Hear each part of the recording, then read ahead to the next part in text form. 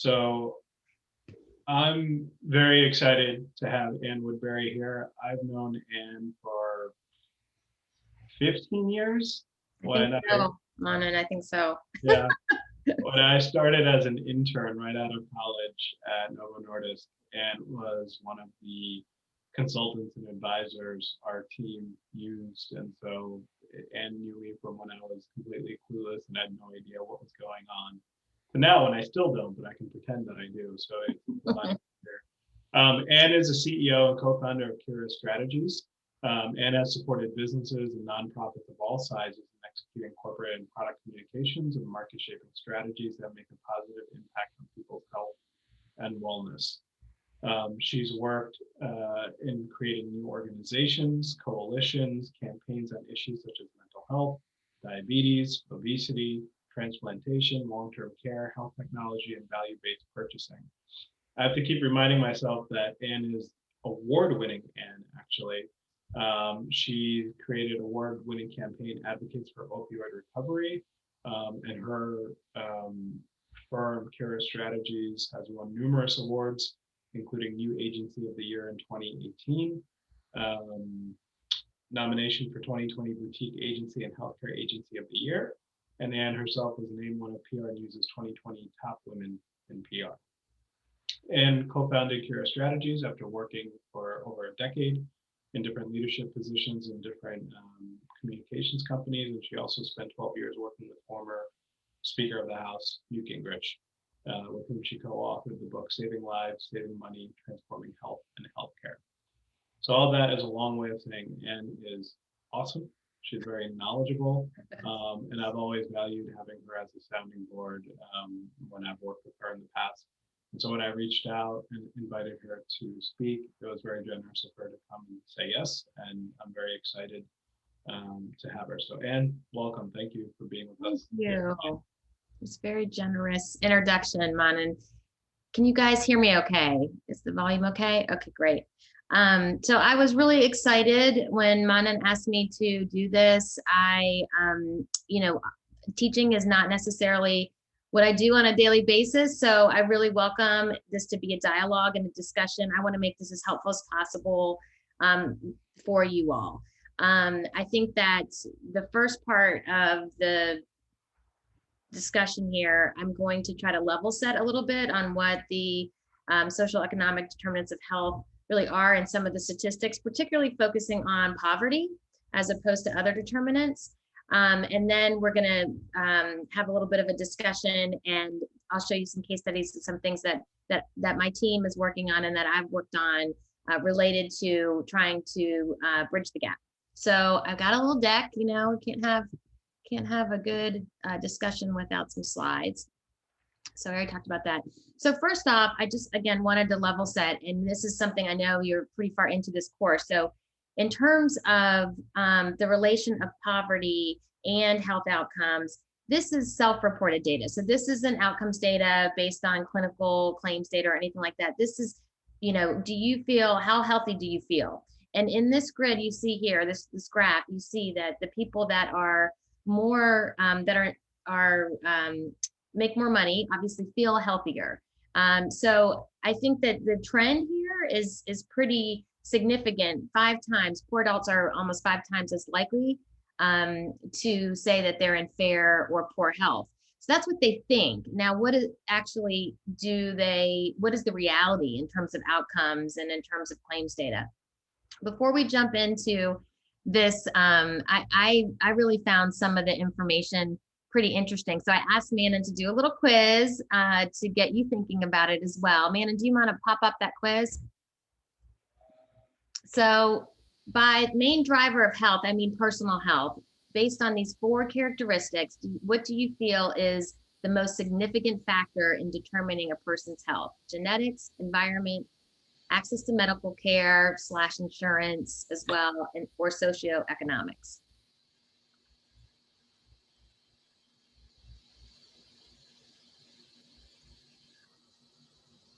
And then the second question is, of those 4 drivers, specifically, what % do you think is related to access to medical care?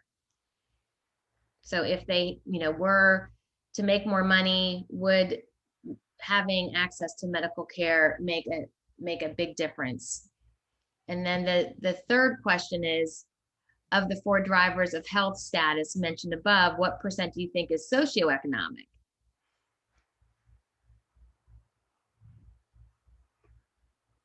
Again, there's no wrong answers here. It's No just a great way to see what your thoughts are. One person's responded so far. There's 2. This is just gut reaction. He's not grading on this. I think, we'll be interested to see after this what we said.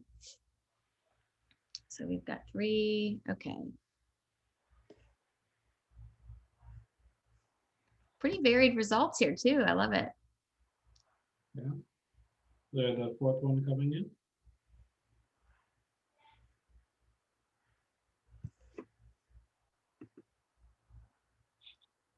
All right, oh, we got 3 or 4 voted. Okay. One more person voting? Maybe I'm supposed to. Does it want me to vote? No, I don't get that option. Yeah, it goes. I think the 4th one came in through the chat. Okay. Socioeconomic and 40 to 60%. Got it. Okay, great. All right, there we go. Access to medical care, main driver. Access somewhere between 80% or under 20%. And of the 4 drivers, socioeconomic somewhere between 20% and 180 to 100%. So let's look at what the actual answer is, or the answers are. I think you'll find them somewhat eye-opening. So people may think that they, that are closer to the poverty line, that they're in poor health. Well, the reality is it's not all in their heads. They are more likely to die younger than people that are 400% or over of poverty. So much so that even in my city here in Washington, D.C. and Baltimore, even within a mile or 2, poverty is related to them living potentially 20 years less than their counterparts in other areas. Additionally, poverty is associated with increased risk of chronic diseases. This particular chart shows that this is the under 65 population. This is the seniors. And the green line is 1999 to 2000. This line is 2009 to 2010.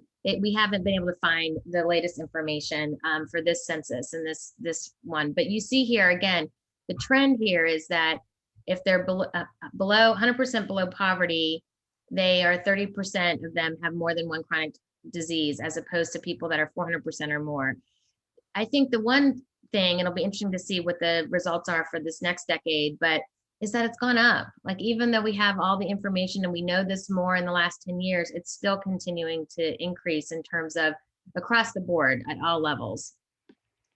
I'm not going to go into details. The biggest thing about this slide is that disease prevalence, again, is directly associated with income level. In every case, in all of these diseases or all of these health areas, the less people made, the more likely they were to have them. With the exception in between 75,000 and 100,000, there was slight variation in bronchitis, diabetes, but for the most part, the trend is going to be the same across the different disease states. So my question to you guys would be, okay, so if poverty is the issue, do we feel like paying more for healthcare, giving them money, more of a direct benefit, would make a huge difference, right? That seems to be at least what I thought. But this is the big takeaway for me in terms of just setting the foundation. Fascinating to me when I really dug in to try to find what I knew innately was true and what I've experienced, but that socioeconomic status is the most powerful predictor of disease, disorder, injury, and mortality in the United States. But it's not where the majority of our federal spending and money is going at the federal level. So this little infographic that was, they crunched the numbers up at the New England Healthcare Institute, which is a very prestigious think tank. And in terms of what the predictors of health are, access to care and actual medical care only made up 10%. Genetics, 20%, environment, like literally the air, and other environmental issues is 20%. And then these healthy behaviors, or more of the socioeconomic behaviors, were 50%. Conversely, when you looked at the federal health expenditures, 88% went to medical services, only 4% to improving healthy behaviors, and 8% others. So this, I didn't dive totally deep into the federal expenditures, but I believe Medicare and Medicaid are in those medical services. But the bottom line is we're spending so much money just on the care part in terms of our political and policy response to the socioeconomic challenges in healthcare, that we really are not spending maybe enough time really thinking about what are some other policy interventions that are not related to specifically to the medical services. And this slide here is just another variation of that the socioeconomic conditions account for 30 to 50% of health status. This is older data, but it's actually sourced from a fairly recent report. It's that healthcare is 15% socioeconomic, 45% healthy behavior patterns, 40%. And to the point we were making earlier when we were talking at the beginning of the call, some of us were about different health systems. This is related to the Canadian system, where it is a difference. I mean, it looks like it is more important, but it's still, we're talking about socioeconomic making up a significant portion of that pie. So I guess my question for you is, one, is that surprising? I think it would surprise some of you based on the polls. And the second question is, really, as if you were a public health person and you were a mayor, or you were at the county health department leading that office, like, what do you do about that? What are some policies that could be implemented to help improve that socioeconomic situation? Would love to just hear from you guys. I'm sorry, Anne, my internet was cutting out. Can you repeat the question? I was curious about your response to the this type of information. Is this surprising to you? Do you think that this is true in what you've seen? I do think it's true. I think so much of medicine is focused on treatment and not so much on prevention. So the healthy behaviors part, if it is taught to a person, that would be more prevention of disease in my head. If someone leads a pretty healthy lifestyle where they have access to nutritious foods, they're able to breathe, quality air and get enough exercise in the day, you would think that would prevent a lot of the chronic diseases that are prevalent in our society. But I think our focus in terms of policy is more on focusing our attention on people that are already sick and treating those that are already sick. So the 88% of spending going to medical services makes perfect sense to me. And just to add there, Elif, I know that in the past you worked in retail pharmacy. When you were in that role, how much, when you engaged with patients, did you focus on things beyond medical services? Was there any education about healthy behaviors or the benefits of a healthy environment? Was that anything that you were trained in when you were doing your PharmD program, or was it just medical services?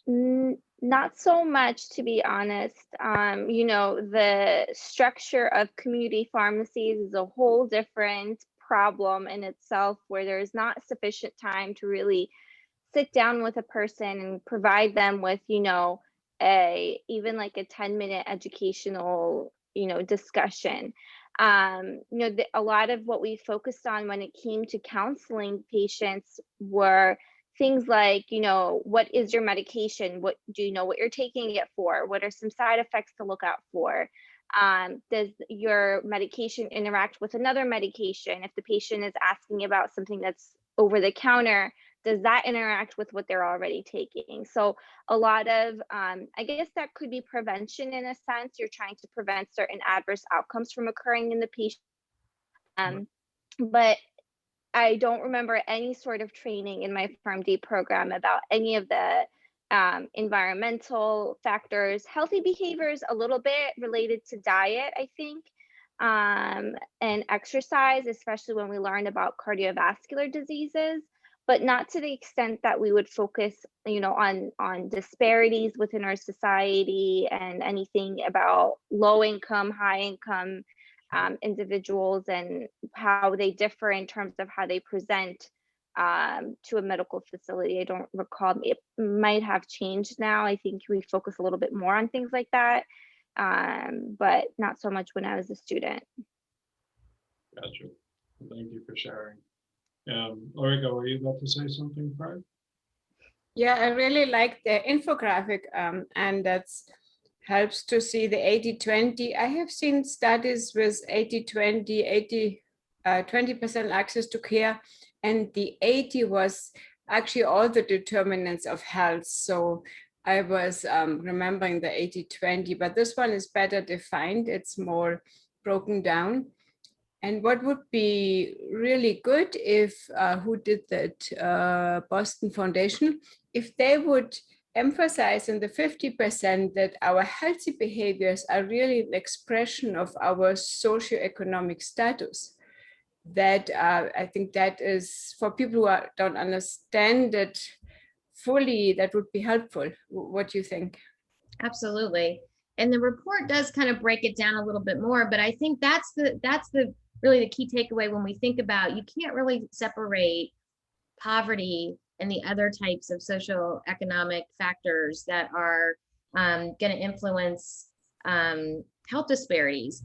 Really what we're talking about is the fact that people don't have money result in the situation, the environment that is not allowing them success to be healthy, and putting them, as you'll see in another slide here in a minute, putting them in situations where they're more likely to have adverse events at home, have conflicts with loved ones, and be victims of abuse, and be exposed to drugs and the environment, and be taking public transportation with dirty buses, and not have, and I mean, I know that Caitlin, with your background at WIC, food deserts is a big deal, and trying to really help get fresh foods and vegetables into communities. I'd love to hear from you about that.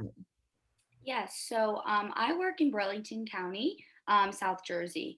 So not so much, I don't think people have a problem with the grocery store or farmers markets, because we also do that in the summer, but a lot with transportation. A lot of our participants they have a hard time sometimes getting to their appointments. It was different during COVID. We were doing a lot over the phone, but now we're trying to open back up, have people come back in. And if they don't have what they need for the appointment, it can become a conflict with going home and coming back and getting a ride back to the clinic to finish their appointment to get what they need. We do have ask a couple questions about if you have a dental provider, or if your child is up to date on their immunizations, and if they don't have a dentist because their insurance doesn't cover a dentist, or they can't get their child to the doctor. There's kind of a conflict with that.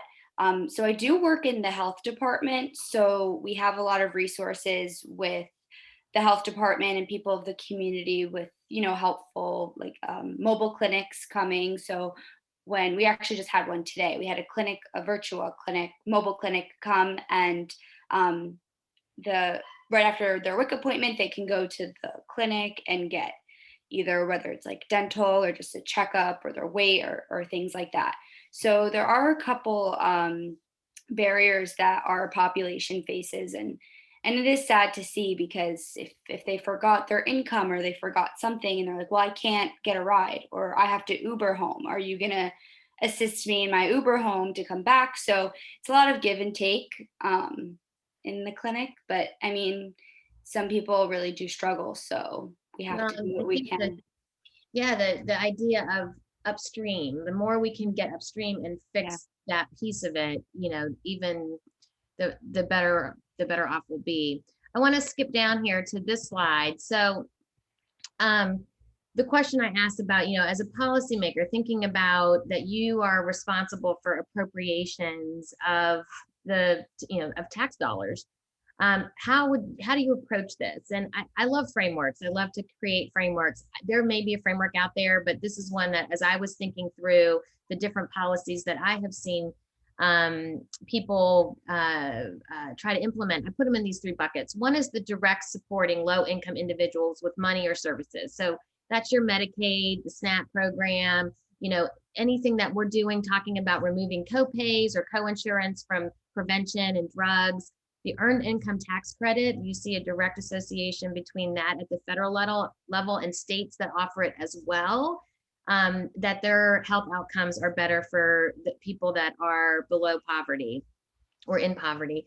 And then low income housing. I mean, those are basically money in the pocket for the most part, that you're helping them on a pretty strictly financial basis get access to more things. But then there's the changing of the system and the environment. And this is where we were talking, Elif, about a little bit more thinking about less of the person and more about what changes you can do systemically, to decrease food deserts. And you'll see one of the clients that I work with is in rare kidney disease.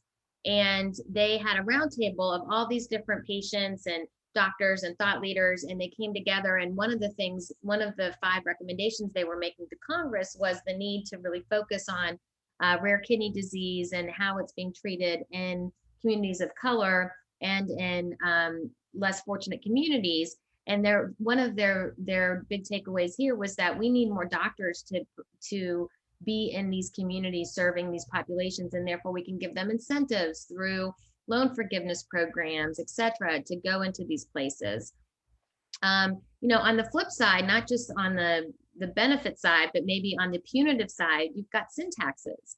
I mean, when we raise money on cigarettes, or raise the cost of cigarettes, when we raise the cost of alcohol, those types of things obviously deter people that are not as affluent, that it's harder for them to buy those things. And then there's the really upstream stuff, which is exciting too, but hard sometimes to get funded because of the way that Congress works and way government works. But this is helping break the cycle of poverty, better education programs, opportunity zones to try to get businesses to come in there to have better jobs that people can have, building more affordable housing, health literacy programs like the one I'll talk to you about. It's a longer game. But what you'll find, and this is everybody in policy world knows that it's wrong to think this way, but you have to kind of cut off at some place that every policy that gets introduced or gets put forward needs a price tag. They want to know before they vote on it, how much is it going to cost the taxpayers? But they can only, the way that the rules are for the office that basically, they call it the scoring, that puts the price tag on the policy, the Congressional Budget Office, they can only have either a 5-year window or a 10-year window. Well, some of these programs are not going to see ROI for 5 years or 10 years. And so it's a huge issue in trying to get some. I mean, Manan and I worked for years in diabetes. Talk about something where you have an intervention right now and you're not going to necessarily see returns for years down the road.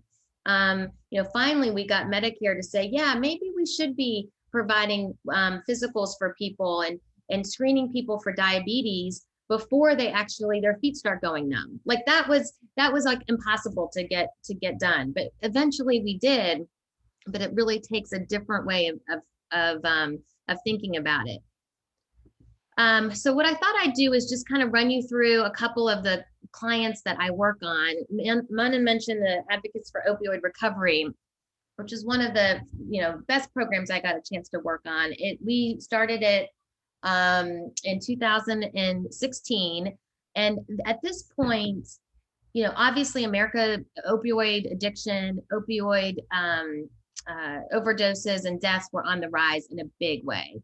And when you actually talked, and we had one of our clients for a long time was Patrick Kennedy, Congressman Kennedy, who is probably one of the foremost patient advocates in mental health. He's very open about his struggles with addiction, about his struggles with mental health and being bipolar, author of the Mental Health Parity Act.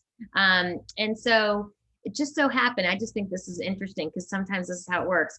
when I first started CURA Strategies, we rented space from my old boss, former speaker Newt Gingrich. Patrick was in the office one day for a client meeting. Newt and Patrick, who knew each other, started talking about the opioid issue, and Patrick started sharing about just how much medication-assisted treatment, which is basically the idea of social support, behavioral counseling, and medication specifically to help people that are addicted to opioids, help them with their mental, what am I trying to say, physically with the symptoms. So it makes it easier for them to stick into recovery. The data is indisputable in terms of how much more successful people are when they add that medication element.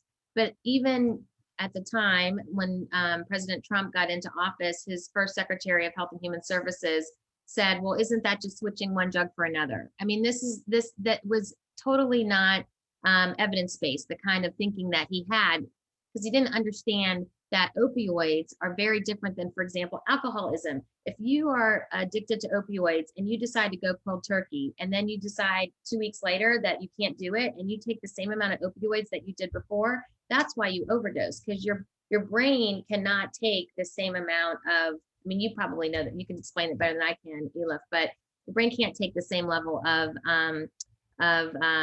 drug that it was before, and that's why you have a lot of these addictions. But the bottom line is, they started talking, and they said we need to do something about this. The policymakers, they're making decisions on trying to combat the opioid crisis, and they're really looking at things like rapid detox programs and things of that nature that aren't evidence-based. So we put this coalition together, Advocates for Opioid Recovery. Newt, Patrick, and Van Jones, who was a commentator on CNN and a civil rights leader, were the main spokespeople, but we also had patient survivors come on board. And our big takeaway, or our big focus initially, was on trying to educate people on medication-assisted treatment and the role of medication specifically. As we kind of got through the first year or two, and we started looking at the specific policies, opioid treatment programs specifically, there's 3 different kinds of medication. Opioid treatment programs are the only programs that can prescribe methadone, which is the oldest, cheapest, and most studied version of these types of medications.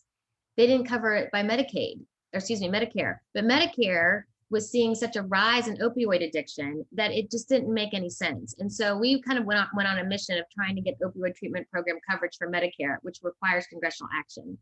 Additionally, telemedicine access required had in-person requirements because of the controlled nature of the medication that they would be taking. And there were much more onerous telemedicine requirements than for other patients. And so it was very hard for people to access those behavioral health services and to get access to their medications when they were so limited, and making sure that they were seeing a doctor that was close by. That leads you to the next point.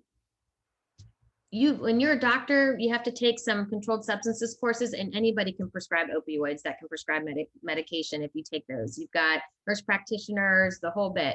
But to actually prescribe these medications, you had to get an extra waiver, a Data 2000 waiver that required a lot more training. It required a lot more regulation, and only doctors could do it.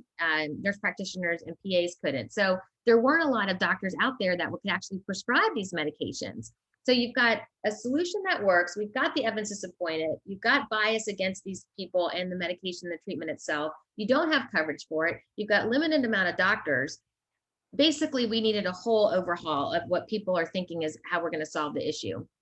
Plus, you had a lot of education on the dangers of opioid overdose. I already mentioned that. So Narcan, trying to get Narcan into the front lines of the police and EMTs, as well as the Good Samaritan laws, that people, if somebody overdosed, they weren't going to get in trouble if they called the police and they were taking drugs as well. So here's some of the examples of what we did. We had, we obviously had a website that had a very emotional call to action. We had a briefing on Capitol Hill with Patrick Kennedy and Congresswoman Mary Bono and a couple other thought leaders. We brought patient advocates to the Hill to explain to Congresspeople and to their staff about the same types of things that I just shared with you. We had a social media campaign about people living with addiction and sharing their stories. We went on Earn Media. This is Newt, Patrick, and Van at one of the radio stations here in DC. They did an hour-long special with them. It was really well done. We had a grassroots advocacy program, put in the information, find out who your congressperson is, and then we had a template letter that they could send, social media, calls to action, and of course, this is more Earn Media. And it took quite a while, and I do feel like there was a lot of people. I mean, we were a little bit new to the party here, but it was these men's voices and the fact that they were bipartisan that came together that helped elevate everything that was being done by other advocacy organizations that had been there much longer than we had. They were really welcomed this, and it helped elevate and break down doors to some of these Congress people. And you have these three weird bedfellows all coming together, and you start getting Earned Media coverage and people like Time Magazine, et cetera, interested. So after quite a while, finally they passed the Support Act, which permanently expanded Medicare coverage to include all the opioid treatment programs. It allowed doctors, nurse practitioners, and physician assistants to provide those medication-assisted treatments to more patients. It eliminated the restriction on nurse practitioners and physicians assistants. It opened the doors that providers could treat addiction treatment via telemedicine. They did a loan repayment program for providers to practice in high need areas because methadone clinics typically are not in the best part of town. So and they're not going to get rich serving in that space. So this was a great incentive. Medicaid, this is interesting. Medicaid, because of back in the 60s when there was a lot of there wasn't as much regulation around some mental health institutions, and you had some pretty egregious behaviors happening. A lot of federal government put in a waiver, put in a regulation that said you cannot be a psychiatric treatment facility and have more than 16 beds and be eligible for Medicaid. So basically, this prevented any Medicaid programs or Medicaid facilities at any type of scale. I mean, you had to limit it to 16 beds. So that was waived, and this as well was one of the key provisions a lot of people wanted. And then finally, it required Medicaid to cover opioid use disorder medications. So we were successful, and that's just one example of, you've got a population here that is living with addiction. Many of them at this point they've gotten themselves into such a bad state that they don't have the money to get the treatment that they need. They don't have access to the treatment they need. So you've got this very disparate population of patients that really needed the type of policy innovation that was going to make it easier to stay in active recovery. Thoughts, questions, feedback? Hi, I just had a thought about the bit about expanding it to nurse practitioners and PAs. I actually have, some experience in working in an outpatient facility, medical facility, and we didn't deal with methadone, but we did have patients that were on Suboxone. And the medical director was, in the beginning, very cautious to not have any prescribers that were eligible to prescribe Suboxone to patients, because she didn't want that sort of, patient, which is such a shame. I don't think she wanted that responsibility, I guess, but I think over time, you realize that there's a need in the community, and as a, healthcare provider, you have to think about, the oath you took to take care of everyone. So eventually there were prescribers that she encouraged to do I think you have to do a certain amount of CE credits to be able to prescribe Suboxone. I think it's 75 hours. So there were a few prescribers that got credentialed to also prescribe Suboxone. But in the beginning, she was a little bit hesitant. And it just made me think about, the taboo that there's, even within the medical community that exists in caring for patients that have addiction problems that require, medication treatment for it, and how much of a hurdle they have to overcome to find someone that is qualified to prescribe these medications to them. Even, if you're living in a very, urban community. Yeah, absolutely. Access to, even if you wanted to do it, finding somebody who could prescribe was a real challenge. And even though the database had that there were, 2,000 prescribers that were eligible, many of those prescribers were only treating 1 or 2 patients. They basically got the eligibility to treat their current patients, not to really deal with this huge influx. I think the other part that I think is it just didn't make any sense. It's like Medicare covered opioids, but it didn't cover the opioid treatment medications. Medicare allows people to prescribe the opioids, but doesn't necessarily require them to prescribe the medications that are going to help them stay in active recovery. So it really was a lot of wrongs that needed to be righted in terms of what the system was doing to help people be successful in recovery. There's still a long way to go, but this was a pretty significant step forward, the HR6. Okay, so this was not something that I did, but I just had to share it with you guys because when I was doing my research, I just thought this was so interesting in terms of the idea of going upstream. So this basically showed that individuals with adverse childhood experiences are much more likely to have poor outcomes. 5 of the top 10 leading causes of death are associated with adverse childhood experiences. And if we were able to take away some of those adverse childhood experiences, there was some modeling done that showed that you would see this type of decrease in prevalence among these populations. Their risk behaviors would also decrease, and their socioeconomic challenges would decrease. They, be more likely to be employed in high school, etc. And then I came across this program, and I know some of you guys are, thinking about public health, and going into evaluation is so critical. And I think a lot of times, because the timelines, and because these are typically cash-strapped programs, they maybe don't put as much into evaluation that would allow to the policymakers to feel confident in putting more money into the programs, even though they might make sense and they might have a lot of anecdotes. Well, this particular case, the Carolina Abacadarian Project, has been going on for 42 years. And they had an intervention where they took high risk, low income, at-risk children from infancy to 5 years old until they got into school. And they did interventions where they didn't take them out of their home permanently, but they would go to a facility where they had people that were working with them with education, even just playing educational games with them. And they figured out that as they tracked these folks, that they were more likely to go to college, more likely to have skilled jobs, less likely to be teen parents, less drug use, less depressive symptoms. They've been following them for over 30 years.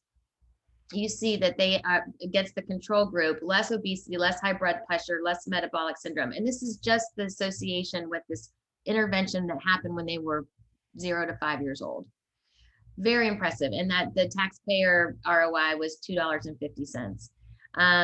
I think it really, it's an impressive case for the types of intervention, and frankly, also the importance of evaluation, that you have this so that programs like Head Start and other types of programs can keep their funding levels where they need to be. Yeah, I was going to mention, we do a lot of referrals with Head Start for some of the WIC participants, and it's interesting to see the improvements with how much Head Start and just developmental assistance and things really does help. That's awesome. Yeah. So the last case study that I'll share here is, this is kind of hot off the presses. So the city of Rockford, Illinois, is about an hour outside of Chicago, and they undertook a health literacy project. Here's some stats. I think we all, are in public health. You kind of know that COVID-19 is disproportionately affecting communities of color and low-income communities. Black people are 4 times more likely to be hospitalized, 3 times more likely to die from it. These stats are from April, so they may have changed a little bit since then. They're hesitant to get the vaccine because of its, perspective that it is still more investigational, and they have a lot of very legitimate concerns and culturally about being guinea pigs for the medical industry. And that is, very founded in that, this NAACP study found that only 14% trusted the vaccines. I think they're finding that, frankly, it's trending a little bit higher in terms of people of color being vaccinated, but it's still not where it needs to be, and it's still less than other populations. So HHS, Office of Minority Health, from Congress in the big COVID package, they got a chunk of money. They put out a grant back in April for the health literacy to enhance equity community response to COVID-19. And they basically said, we want to work with municipalities, departments of health, and cities. And they had $250 million. They were going to give out 73 awards. They were looking for, up to $4 million over 2 years. And you had to basically, the thing that was interesting about this grant is that they wanted you to implement not just education about COVID, but developing a system within these communities that you could implement health literacy strategies, kind of on the back of COVID, using COVID as the leader, but that there would be an infrastructure built in the community to help support ongoing chronic disease programming. So you have to develop and implement a health literacy plan. They encourage you to partner with the local community-based organizations and specifically a minority serving institution for quality improvement and evaluation. So it just so happened that one of the guys on my staff is from Rockford, and when we saw this grant, he said he has a very loose connection with the mayor and showed this with them because it was a quick grant. It was going to happen fast. They wanted, I think the RFP was due in like a month, and then they took 6 weeks to make the decision. It ended up taking more than that. And the money was out the door July 1st. It was supposed to be June 1st, but now it's July 1st. So it was very, in government terms, pretty quick.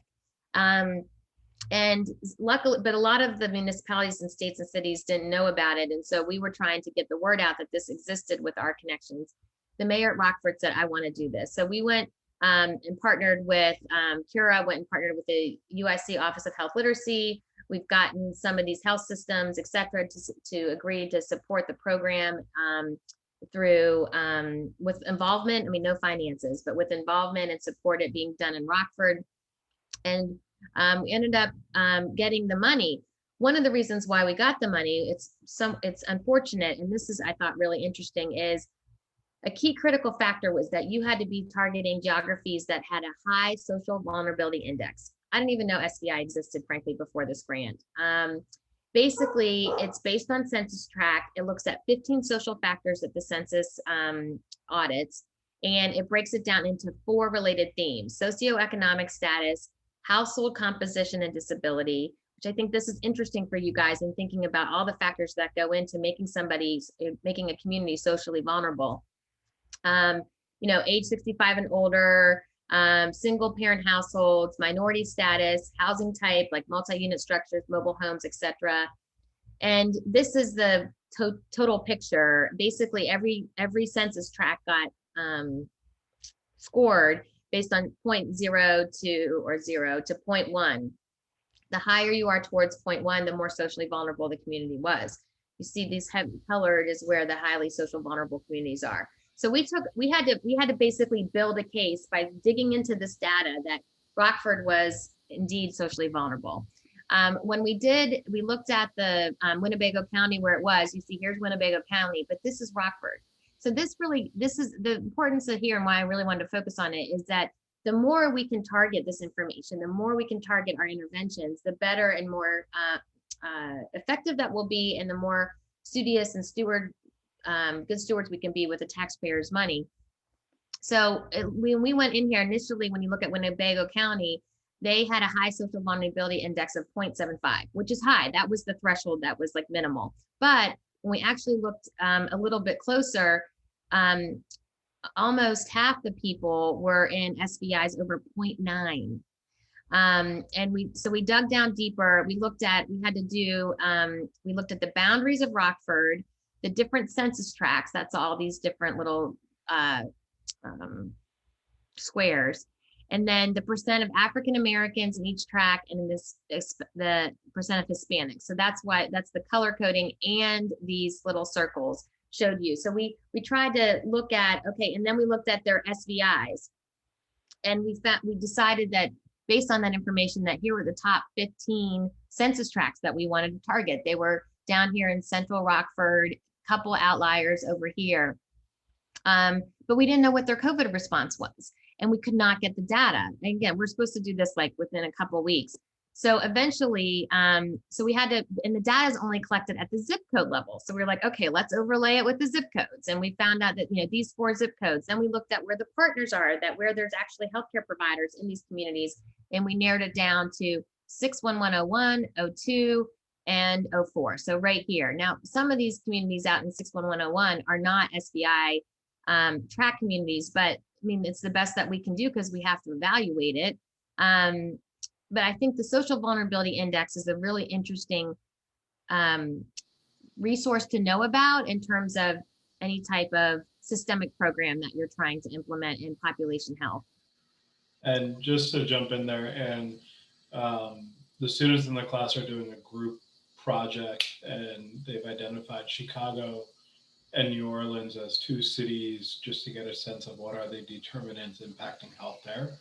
So for the students in the class, I would recommend take a look at SVI for Chicago and New Orleans. I'm sure you'd find a lot of detailed data and an overview of those 15 factors that Ann mentioned that would help with the final group project and presentation that you'll be putting together as well.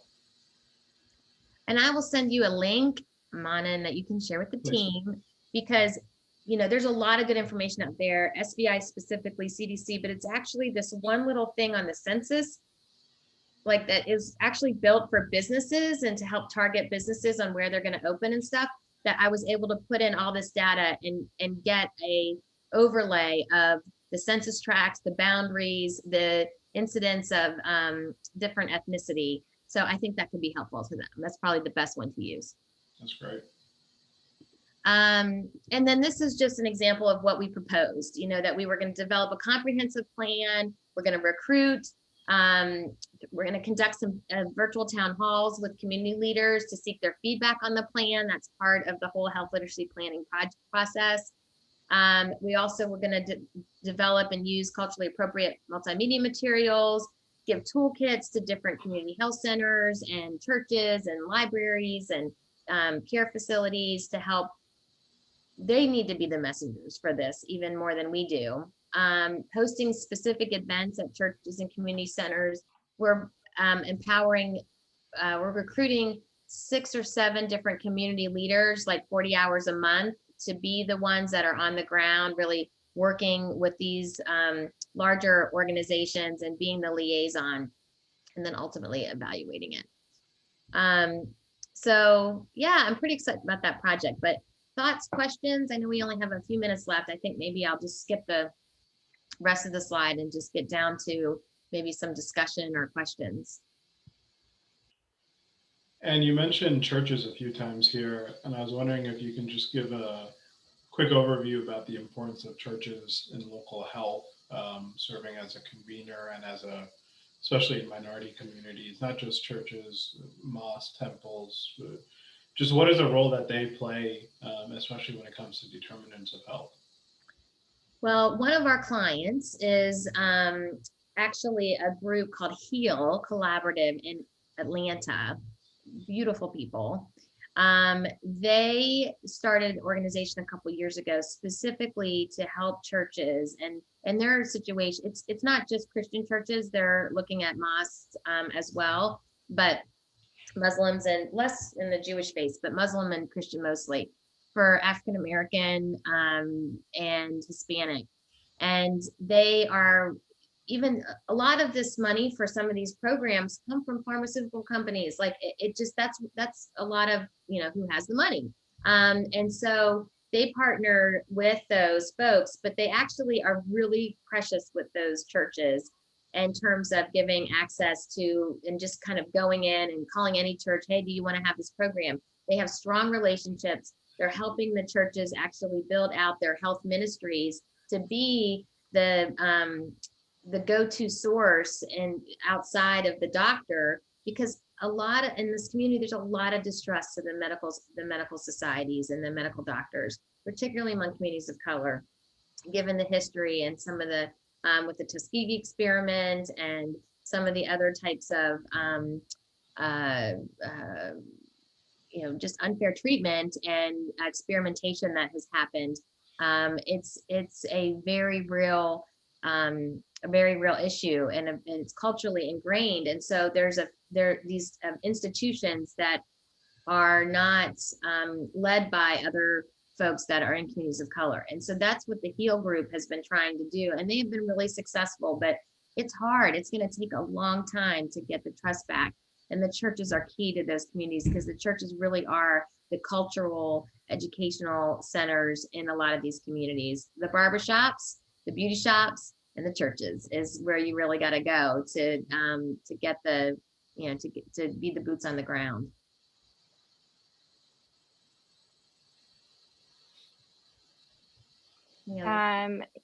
I was listening to this news piece a few days ago, and they're talking about how valuable churches are in terms of spreading COVID-related information into the community, especially in the South and the low vaccination rates that are seen there. They're finding that a lot of church leaders are maybe sharing non-factual information related to the COVID vaccine, recommending their congregants to not get vaccinated because there's a mistrust for the vaccine. So because the community is looking so much to their church leaders for advice, a lot of times what comes out of the mouth of the church leader, impacts such a wide range of people.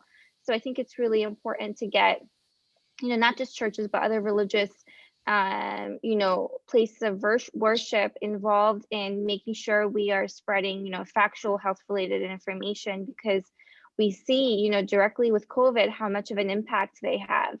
That maybe we didn't realize so much before. It wasn't so much, talked about before, but because COVID is so big right now, especially with the Delta variant, we're seeing how impactful they are. Absolutely. Yeah, and that's, initially one of our approaches, we were pretty excited when the Minority Health Grant came out. So we thought HEAL would be eligible, but because we wanted to create a program where they would actually be educating the leaders of the churches, less the actual congregants, that we would have an education curriculum for them, specific, in the culturally appropriate and with religious undertones and, everything it needed to be in order to resonate with those communities. But we haven't been successful in getting anybody to fund that. Yeah. I feel like that's so important to take precedence. I agree with you, Elif, and it's church leaders, but any religion, church, synagogue, mosque, Of course. the leaders have because people get emotionally involved with what the leaders are saying, which is good because there's faith and belief. But then when the information about health is not factual, that is where it gets really difficult. It's a very powerful place actually to change that. Like Anne, you already identified that. Yeah. I want to see if Caitlin or Marianne, any questions or comments? No questions, but are you able to share the PowerPoint somehow with us? I'd like to go over it. Thank you. Yeah. There's a little bit more information I didn't get a chance to go over. So I can send it to Manan. Okay, thank you. I really appreciate your PowerPoint and the presentation, because there was so much good information. I know it's a lot of work to put it together. So thank you so much.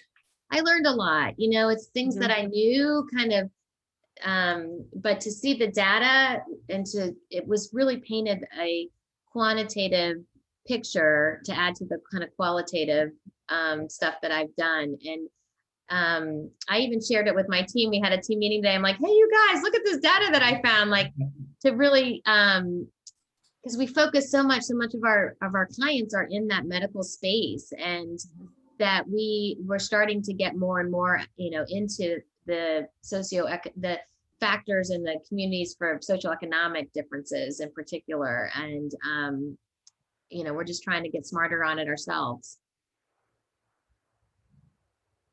Thank you so much for the presentation, Anne. I really enjoyed, the presentation, the discussion that you provided with the slides. I have one last parting question for you, and I think this is for my own kind of purposes.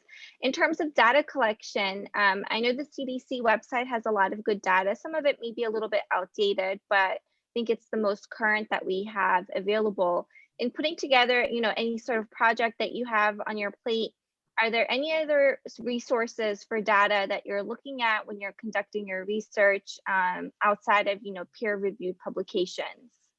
Yeah, Kaiser Health News and Kaiser Family Foundation. I think Manan had that in this as a potential. They do great analysis. I think that some of these think tanks, like the New England Healthcare Institute, is really good. Bipartisan Policy Center does more like analysis type stuff. But the government websites, you're right, they tend to be a little dusty, but they also are, the standard. It's just unfortunate that, we're always having data that's like 2 years old, or at least 2 years old.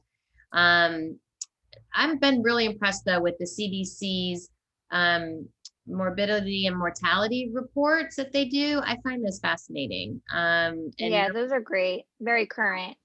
Yeah, but so I don't, other than those sources and just the think tanks, like something that has an institute at the end of it, usually they're the ones that are like actually crunching the numbers. Milliman, Lewin Group, they do a lot of good analysis. Rand, Avalier is a more for-profit side that does a lot, but I think, the Kaiser, Robert Wood Johnson, but mostly Kaiser is really centered, particularly on this, like the social determinants of health, socioeconomic, Medicaid. That's their whole shtick.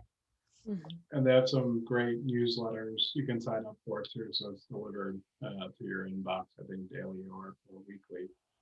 Awesome, thank you. I mean, I think it's worth noting that the Kaiser Health News, like they basically got all these healthcare policy reporters and like brought it into Kaiser Health News and created a whole new model where to have really rich reporting on healthcare policy. And it's a wire service. So basically for free, any newspaper can print the articles that they do. And they have a great podcast called What the Health, or Health on the Hill. What is it called? What the Health? What the Health is what it's called. What the hell? Awesome. Thank you. I found that the American College of Healthcare Executives, they published a lot of really good things. More, it's less maybe data driven, but it's more from their perspective, how important also how hospitals and healthcare systems now partner with the community to address the determinants of health, and especially the social determinants of health. So the ache.org has really a different, very good publications. That's great.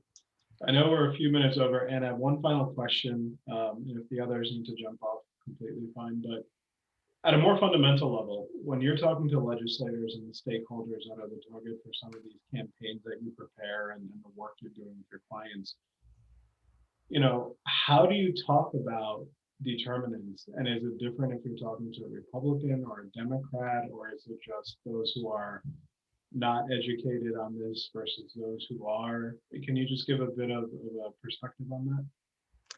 I wish that I could say that it's hard. It's hard. The healthcare, is extremely complicated, as you guys know. And these members and policy and young bucks up on the Hill, they're having to deal with so many different issues. So it's very hard to find people that actually understand and know about healthcare. Even the doctors sometimes, like they have the doctor perspective, but they're not thinking about it from the public health perspective. So, trying to find members and people that actually understand it, you're able to kind of jump right in. but a lot of times really thinking through your story and being able to have the statistics, you have to have the emotion, you got to get them in the heart and the mind, and you have to have the statistics, and you got to have a good story, and you have to make it super relevant to their district. So having that like SVI data, having data specific to their communities. With Republicans, it's going to be about taxpayers. It's going to be like the idea of, some of these programs that are more incentive based are going to be great, where you're encouraging people to do the healthy behaviors more than just giving handouts. I think is, one of the stereotypes, but it's true. I mean, they want to, the education programs, things that are a little bit more less direct and more in that second bucket that I talked about, more environmental and systemic. I think we'll have more luck with the Republicans. So there, I mean, I could teach a whole class on just that, but those are kind of my two key takeaways. Awesome. I do teach a class on that to my clients about how to interact with legislators. As always, eye-opening, and Congress is run by an ever-changing sea of 20-something-year-old staff. Oh my God. Yeah. So much power they have. It's crazy. Well, awesome. And again, thank you so much. This was fantastic. And thank you to all the participants. It was great engagement. I enjoyed it. Thank you so much. We'll share the slides. I'll email it out to all of you that Anne's put together. A lot of work clearly went into them, and so thank you so much for that. And great. Thank you all. Have a great night. Take care, you guys. Thank Good luck. you. Thank Bye. you. Have a good evening. Bye. Everyone. That was really helpful. Thank you. Thanks, Manan. Thank you.